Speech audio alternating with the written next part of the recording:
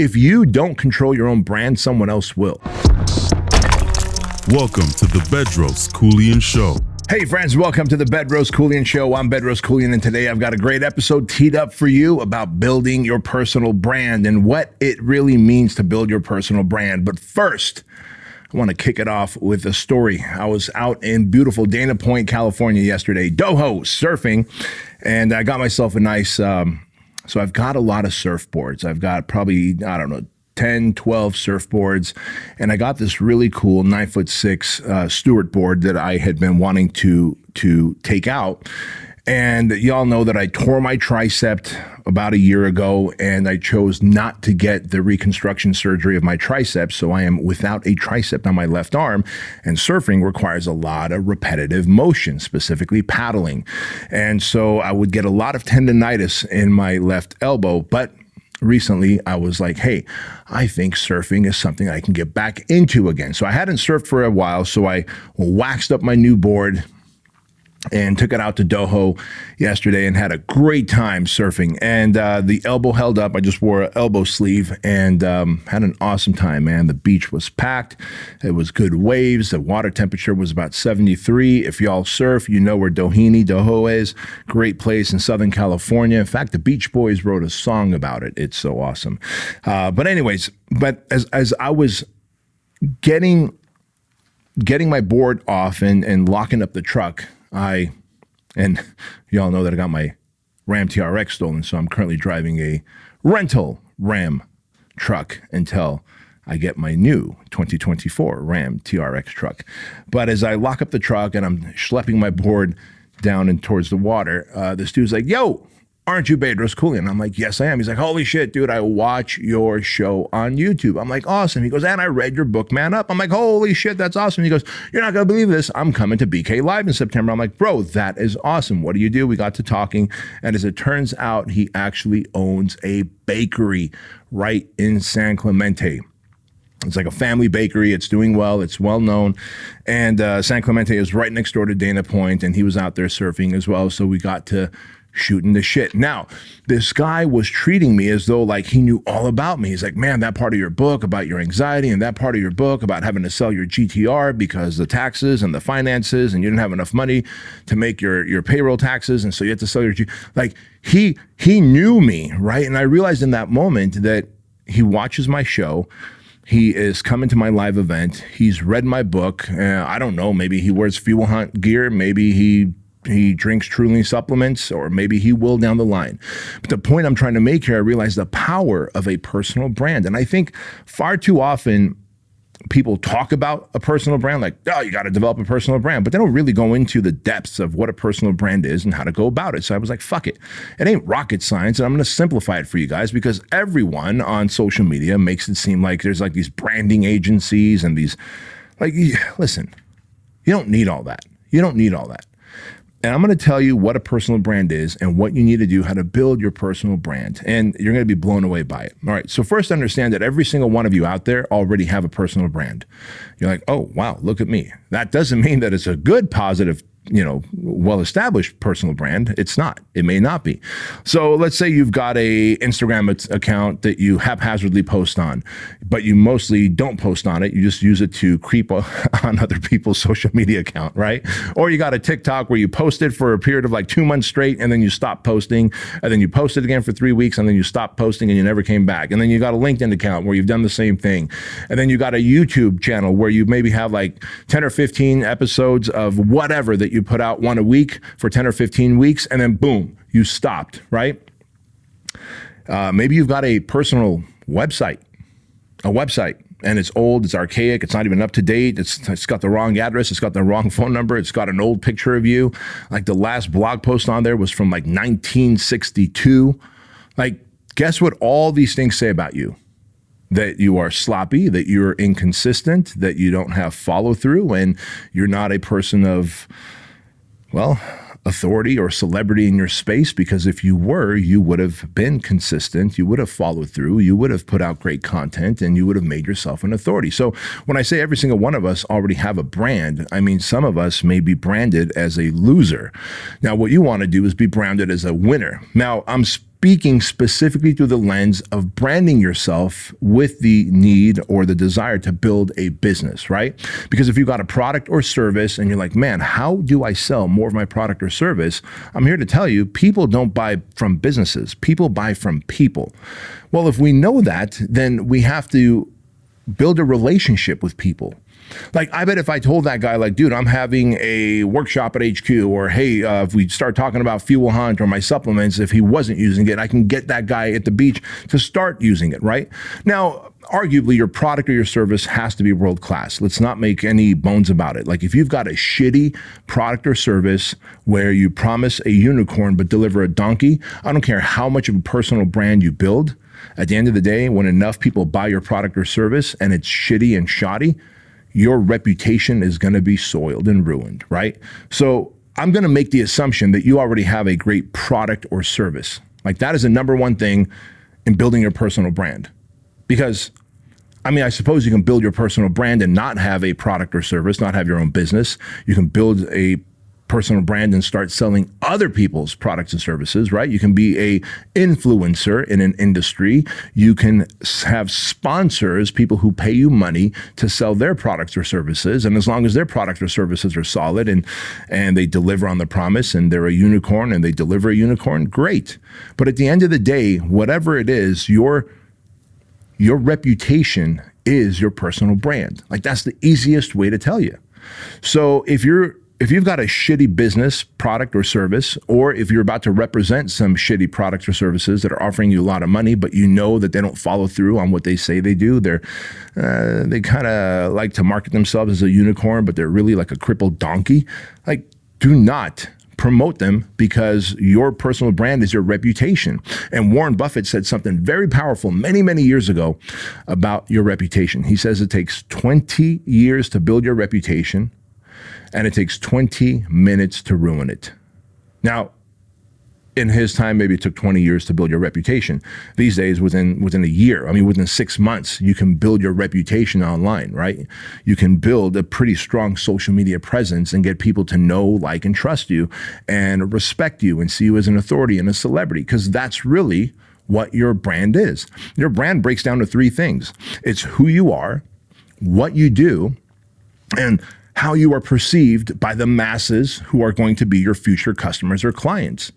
And you want your people, as in your audience, who are going to follow your personal brand, to be connected to you, to be bonded with you. You want them to feel emotionally bought in, right? Not just, he or she gives great content, but I don't really know who they are, what they do, what they stand for.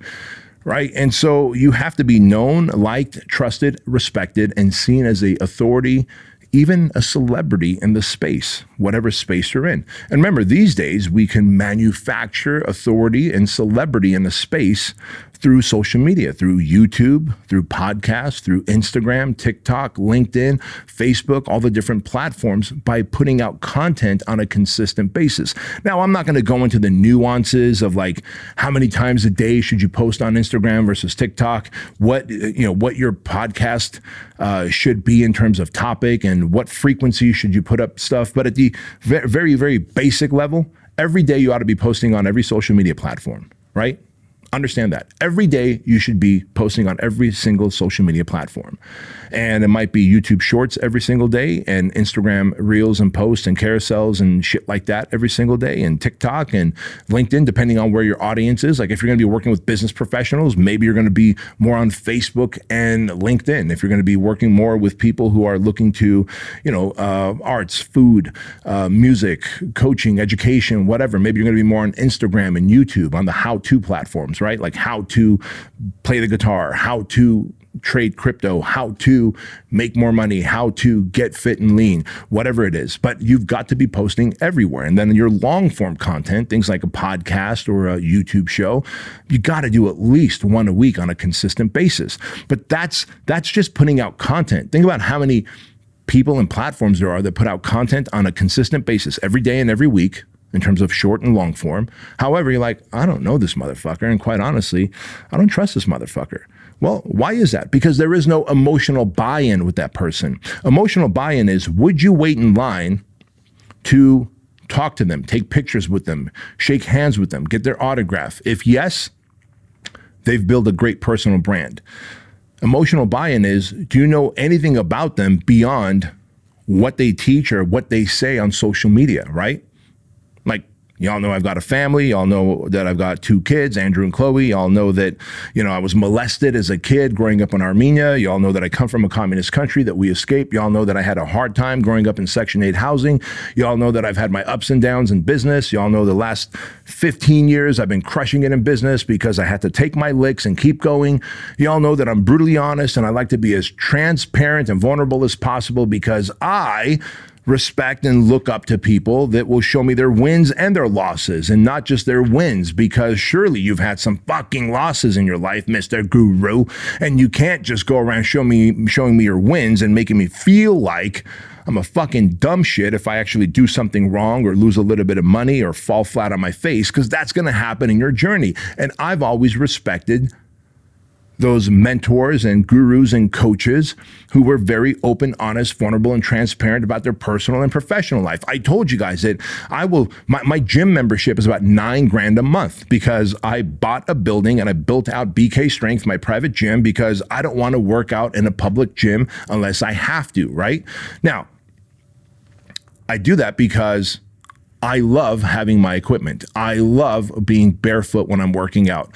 I love making content in my own gym when I want. And so I've done the things and I showcase my gym and I showcase the parts of my life in the backyard of my house with the pool and the house, etc. Like, you've got to be able to show all that. Building a personal brand means showing them everything, the wins, the losses, the chinks in the armor, and from time to time, you have to be polarizing. Now, don't be polarizing just to be a fucking arrogant dick of an asshole, right? But odds are you have a feeling, a thought about something that is contrarian to what most people think. Maybe it's politics. I mean, look how people get triggered in my YouTube, on my YouTube show in the comments when I talk about Kamala or Trump. Like, Bedros, stay in your lane, stay in your lane. I watch this show and I listen to this show because, well, your show is all about personal development and I watch it so that I can become a better person. Okay, motherfucker. Well, guess what? We live in the United States and my First Amendment is freedom of speech. And since the show is free for you and it costs you exactly $0.00, can I talk about what I feel like talking about on my show? But look how triggered people get. But also look how many people are like, yeah, that's right. I believe in you. I believe in what you're saying. I believe in the way you think. And I agree with how you process things. And so I'm going to follow you. I'm going to buy your products. I'm going to support you. So as many people who will hate on me for not staying in my lane of business and personal growth and development on the social media platforms when I talk about politics, 20 times that will end up following me, doing business with me, coming out to my events because we are congruent and aligned. But if I was trying to play it safe on my brand, on my personal brand, and I was trying to play it safe and I was trying to be like everybody else, not show vulnerability, just be a perfect thought leader and guru, how fucking boring, for one. For two, it's untrue. I've got fears, I've got frustrations, I've got things that keep me awake at night. I've got doubts. Why don't I share those? Why don't I share what my beliefs are about our country and where we're headed? Why don't I talk about, now that I'm 50, it's even harder to stay lean, to put on muscle. But I've managed to do it because I've made more money, bought back more of my time, and I'm spending more time in the gym, ironically not working out, more time in the gym, Ed, mobility, flexibility, cardio, shit that I used to not do. I used to be able to out-train a somewhat of a bad diet. Today, I got to keep my diet dialed in. I've got to do mobility and flexibility even before I start working out. That all takes more time. I go out to the park and do my cardio. That takes more time because my knees, even though I'm 50, my knees are transgender. They identify as 74 years old. And so because of that, you know, the first mile or two of my walking, jogging around the park, it's a little cumbersome. It's a little painful until it's like the fucking Tin Man's knees, until my knees start opening up and getting lubricated. And then boom, I'm able to fly like a gazelle through the park. But I share this with you guys because I love sharing all of it. You might see a sweaty video of me from the park talking about what happened when I was a kid and when they called my parents and said he's got ADD and OCD and we're going to put him in the, what do they call it, in the special ed classes, right? Like I was literally in the classes with the special ed kids because I had ADD and OCD. And so I was like, all right, so fifth period, I go to that bungalow out there while everyone else is in a normal class. Like, how did that make me feel? I talk about that because maybe you can relate to that, right? I talk about everything that's happened in my life. Now, are you willing to do that? If you are, you're going to have what's known as vulnerability and transparency. And people connect with people and then they buy the product that the people promote. Let me say that again. People connect with people and then they buy the product that those people promote. And it's not all about, like, think about your most favorite television or movie star, right? Their personal brands, for the most part, are perfectly curated by publicists and PR agents and their managers and their handlers and all these people. That's why you're like, all right, I don't even know who they are, what they stand for until they come out and make some political statement or they, hey, go buy my goofball tequila or whatever, right? Or come see my show, or they go on a late night show with Jimmy Fallon, or whoever the fuck is on TV these days. I don't even know if Jimmy Fallon's on TV, but they go on TV on a late night show to promote their movie. Then you got someone like The Rock. Let's face it. I've said this a million times. I think The Rock is fucking awesome. I'm a big fan of The Rock. I've been a big fan of The Rock ever since he was a wrestler in WWF, which later turned to WWE. However, he ain't the best actor on the planet. And I hope one day he gets an Oscar, but it's unlikely he's ever going to win an Oscar, right? However, why do we all like him? Because we can relate to him, because he's transparent. He shows what his sloppy meals are that he's eating for a cheat meal, right? He shows us that he's working out at 1 or 2 in the morning in his gym, the Iron Paradise. And we're like, man, I could relate to that. I want to be that guy. That is something that I could aspire to. I want to be the type of person that he talks about the dark thoughts that he has, right? Like, hey, woke up angry, woke up upset, or just not feeling it today. So I'm taking that out on the gym. The man shows relatability. He talks about how when he was broke, he had $7 in his pocket and he and his family got kicked out of Hawaii. You're like, well, I could relate to that. I haven't been kicked out of Hawaii, but I've been kicked out of apartment complexes, right? Like, he openly talks about everything in his life. And this is why he's the highest paid actor today. And quite honestly, whether it's not like Teremana tequila is the best tequila on the planet. I don't drink tequila. I don't drink any alcohol anymore, but I have a lot of friends who are alcohol snobs, and they tell me, they're like, man, Teremana is not necessarily the best tequila on the planet, but it is one of the highest selling tequilas on the planet, right? Same with Zoa energy drink. I mean, you can take your pick of all the energy drinks out there, but if you like The Rock, you're likely going to drink the Zoa energy drink. Same with the Project Rock apparel that he's partnered with Under Armour, right? You like The Rock, so you're going to buy his shit when he promotes it. The point of this is that he puts out a movie, you're going to go wait in line to see it because we like him. We feel like we know him and trust him and we respect him and we can relate to him. We know his backstory. We know that he's seen the ups and downs in life, and he showcases all of it. All of it. He does cool shit like when he's going to go to a Make-A-Wish thing, like he'll sometimes share that and you'll see a tear coming out, right? Like, hey, you know, this young girl was dying. Her wish was to meet me and wanted me to do the song from, what's that movie? Moana, right? My daughter Chloe loved that when she was small. And he'll go and he'll sing that in person and whatever, and he'll talk about it. You'll see a tear in his eye. Like, I don't know, maybe the publicist or the agents or PR people for like another celebrity, like, whoa, we can't do that. We can't show tears. We can't show vulnerability. But he's just like, hey, I'm doing this. And I share this with you guys because if you're going to build a personal brand, you have to understand that it takes more than just standing in front of a Lamborghini or the fucking Tower of Pisa and taking a picture. It's a lot more than that. It's really about connection, transparency, vulnerability.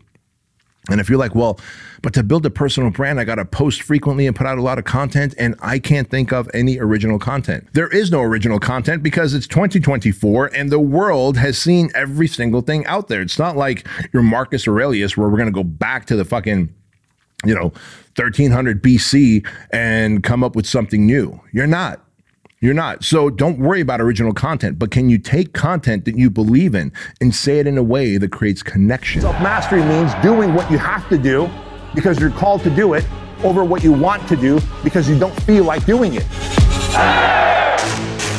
It absolutely exceeded my expectations. Incredibly epic event, incredibly inspiring. Surrounding yourself with these millionaires and billionaires and them openly sharing their concepts, their steps. And at BK Live, every single speaker has been there, done that 10 times over. So much energy, so much motivation, and just want to strive to be better just by being here alone.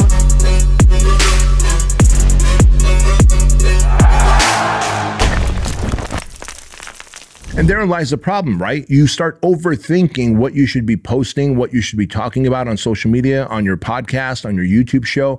And when you start overthinking, you start getting paralysis by analysis. And then you don't put out any content, which goes back to what I said earlier. We all have a brand, but now you become the guy or gal that's got a shitty brand because you seem unreliable, inconsistent, right? You seem like you're putting out junk for content and then you just disappear and ghost. And then when you need money, all of a sudden you show up back on social media, desperately putting out content. I'm looking for more customers or more coaching clients or whatever. And that reeks of desperation. There's no way you're going to fill up the bank account without first filling up the Goodwill bank account. And the Goodwill bank account is done by filling up your social media platform with consistent content on a specific topic over and over and over and over and over again, while also sharing the ins and outs of your life. Like just today, I put up a picture of me and Chloe. I do that all the time. I always mix up Chloe and Cookie, my daughter and my dog. And I love them both equally. I do love my daughter substantially more. However, ever since Chloe and Cookie were puppies, I call Chloe Cookie and I will call Cookie Chloe. But I recently posted a picture with me and Cookie, my dog, in my gym, right? And I'll talk about how sometimes I love dogs more than humans because dogs are consistent. You know what you're getting with them. There is no beating around the bush. There is no backstabbing. There is no any of that stuff. I'm like, hey, if you can relate, let me know. Like, I want the world to know that I've got a dog. I want the world to know that I've got my own gym. I want the world to know that I have days where I get up on the asshole side of the bed and I'm like, man, it's going to be a fucking grind to put a smile on my face. I've got to work extra hard to not snap at my coaching clients on a coaching call today because I just don't feel it, right? And I share that on social media. I share that with you here because if I don't, you're going to be like, well, this motherfucker, he's so perfect. Of course he's rich, but the rest of us can't be perfect. So I guess I can't be rich. I mean, you want to talk about a personal brand? Look at Elon Musk, some cat from South Africa who created PayPal. And if you read his autobiography, it's a fucking fascinating story about how he created PayPal. Like he and his brother were literally like in a 1-bedroom apartment. They're just sleeping and coding. Like one guy's coding, the other guy's sleeping, and then he wakes up, he starts coding, and then the other guy sleeps. And they created PayPal, parlayed that money. He created Tesla, right? He created Tesla. Like everyone knows, if I say, hey, who is the CEO of Tesla? You're like, oh, Elon Musk. Well, why do you know Elon Musk? Because he's got a personal brand. He's put it out there. You're like, yeah, Bedros, but he owns SpaceX. He owns Twitter now, X, right?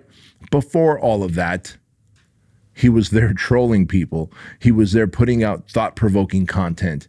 We knew about his life. He made himself a public figure without necessarily going on Fox News or CNN or The Evening Show or Good Morning America or The View. He used social media to showcase his life. He used social media to talk about how he thinks it'd be a great idea to start drilling a massive tunnel from LA to San Francisco so that we can alleviate traffic. And he created the Boring Company, as in like boring through the earth. Motherfucker, people were freaking out because this motherfucker's about to drill through the earth in Southern California, right by the San Andreas Fault where earthquakes happen. But he's a bold dude, right? And even today, love him or hate him, he's like, you know what? I think Trump is the way. I think Trump is the way, is what Elon says.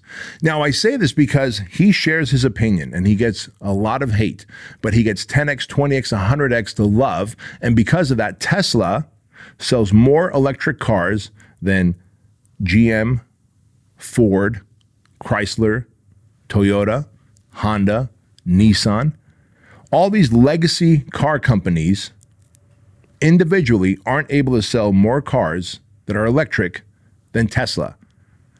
So you got some nerd from South Africa who created PayPal, knows nothing about cars, then creates a car brand that is massively profitable now.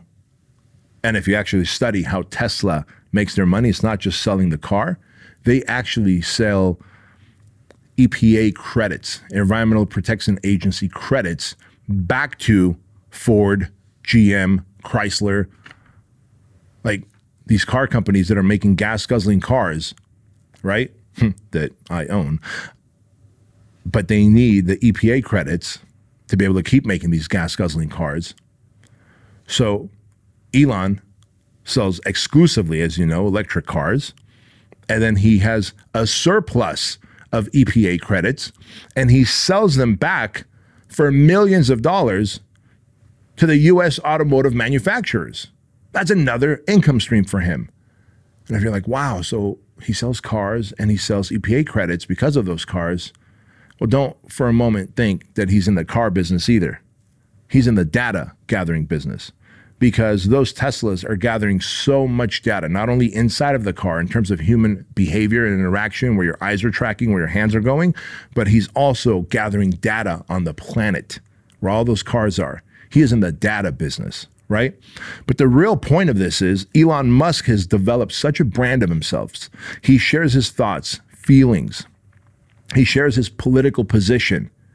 He talks about the things that others aren't willing to talk about. He'll go on the Joe Rogan show and he'll smoke a joint with him. Yes, the Tesla prices fell for a few days, but then boom, they skyrocketed, right? And the point of this is a dude who is not even from the automotive industry is outselling all the legacy automotive brands because he is a brand, and you know, like, trust, and respect him, see him as an authority and celebrity, and therefore end up buying the electric car that he sells. And I'd argue that there's actually higher quality electric cars out there. Rivian, Lucid, those are both higher, better quality, better fit and finish in terms of electric cars. But we buy Tesla, you buy Tesla simply because you love the man and you will buy that man's product. And that is what it's about. That's what you want to do. You're like, yeah, but I want to play it safe. I want to market to everybody. You don't think that Elon has completely polarized himself away from the liberal party? He absolutely has. And do you think SpaceX, the Boring Company, or Tesla are making any less money? No, they're making more. He is actually micro-niching himself down and making more money. So if you're like, well, I'm going to offer a product or service, I'm going to talk about fitness or nutrition or clothing or whatever your thing is, but we're everything to everyone. I want to sell to men and women. Bad idea. Bad idea. Pick who you're going to sell to, men or women, right? The more you can drill down, the more specific you can make your message. It's not lost on me that 91%, I think, of my audience on my podcast is male. So that 9% who are female, you know, we'll get messages in our DMs like, hey, B, I'm a woman. I listen to your show. It absolutely resonates with me. I love it. Thank you for putting it out. But what am I doing? I'm specifically talking to dudes. I'm specifically talking to men who I can connect with, who I can bond with, who I can see eye to eye with. If I was to put out general information, I would get general results. I would just be one of many. It'd be mediocre, average results. But I'm specifically speaking to men. But women are welcome to listen to my message and benefit from it. Like, I know who my avatar is. I know who my market is. And when you're building a personal brand, you have to speak to the person who's your avatar. You have to speak in the language that they know, that they understand. Like on my YouTube communities, it's just natural for me. Like when I'm talking to a group of dudes, I'm like, yo, fellas, hey, dudes. And so on my YouTube communities, when I put up a post, I'm like, fellas, and then I'll write down whatever the caption is and share it. Well, guess what? If I was like, ladies and gentlemen, for what? Like, I know who my market is. I know who I'm out to serve. I want to serve the world, but I'm called to serve men. I speak to men. I'm transparent to men, and men connect with me for that reason. And the moment you start doing that, you start getting known, liked, and trusted. You control the perception. You control your own narrative. Because here's the other thing about a personal brand, man. If you don't control your own brand, someone else will, right? Someone else will start writing blog posts and creating YouTube videos and content about you and telling the world maybe that your product or service is average at best, that you are a horrible coach, that you don't really care about your clients and customers. Like, we all have hate stuff put out about us, right? Like, you want an overabundance of undeniable proof of positivity that you can control. If you've got clients and customers who love you, why wouldn't you ask them for a selfie video to share it across your platforms about how awesome your product or your service is? Because inevitably there's going to be someone who gives you bad reviews across YouTube or fucking Yelp or some social media platform. So if you're going to get the bad reviews anyway, wouldn't it make sense to preemptively put out a whole bunch of great content of social proof, of testimonials from clients and customers that actually rave about your product or evangelical about your product, so that if people see the negative review, they're going to be overwhelmed by the positive review and go, oh, that might have been a fluke, or maybe that person just has a axe to grind with this guy or gal, or maybe they're just an asshole of a customer. Like, nothing irks me more than when I go to Amazon and I'm reading reviews about a product and then some knucklehead gives it a 1-star review because the packaging was busted when it got to my house. Whoa, wait a minute, bro. Does the frying pan actually work? Do eggs stick to it when you're fucking making moons over my hammy at home? No, the eggs don't stick. So the actual pan works, but you gave it a 1-star review because the packaging from Amazon was busted up. So either some knucklehead at an Amazon fulfillment center didn't package it up right, or UPS or the Amazon driver or FedEx decided to fucking spike it like a football at your front door, but you're going to give it a 1-star review and say the pan is worthless because the packaging, like, right? So you have to have an overabundance of proof. Like, this is what brand building is. You'll never see Tesla have more followers than Elon. Like, people buy from people and then they buy the product that the people sell. And so if we know that, then we need an overabundance of content put out there that shows vulnerability, emotions, thoughts, opinions, a lot of how-to, a lot of social proof on a consistent basis. And then once you have done this and you've done it well, you amplify this message by finding your way onto other podcasts, YouTube shows, stages, platforms, seminars, virtual summits, where you can share your message on other people's platforms. That's one of the biggest things that I tell my coaching clients when I'm working with them. I'm like, listen, now that you are consistently building your own brand across your own social media platforms, think how many social media platforms are out there that already have your future customers and clients, but those people have never heard of you. Think how many podcasts are out there, YouTube shows are out there that have your ideal customer or client, but these people have never heard of you. Now you've got to find a way to get on those platforms and, again, share your message, get known, liked, trusted, respected. Because if that person who runs that podcast or that event or that YouTube show puts you on their show and platform, you are now buying their credibility, don't you see? If they go, hey, Bedros is an expert of X, Y, and Z, then now I'm buying their credibility. Now I have to go on their show and be articulate and demonstrate my content and really actually know what the fuck I'm talking about, right? And then I might take a percentage of that audience over to my side of the fence, and over time get them to know, like, and trust me even more and want to do business with me. That is what personal branding is. It is controlling your reputation over time across many platforms, compounded by other people's platforms, specific to a product or service that you want to sell. And if you can do that for 6 to 12 months on a consistent basis, you will have absolutely changed your personal economy and put yourself in a whole new tax bracket. Now, if you got value from this episode, please do me a favor, like and share it on social media platforms. And if you're on YouTube, consider subscribing. It costs you nothing. And 74% of you actually watching this on YouTube are not subscribed. Now, if you're coming to BK Live in a couple of weeks, I can't wait to see you in BK Live in beautiful Scottsdale, Arizona. The link for the last few tickets to register is right in the description box across the platforms that we are watching or listening to this on. And finally, remember this, that average is the enemy, that success is your responsibility, and change can take place in an instant if you are willing to flip the switch. I'll see you next time.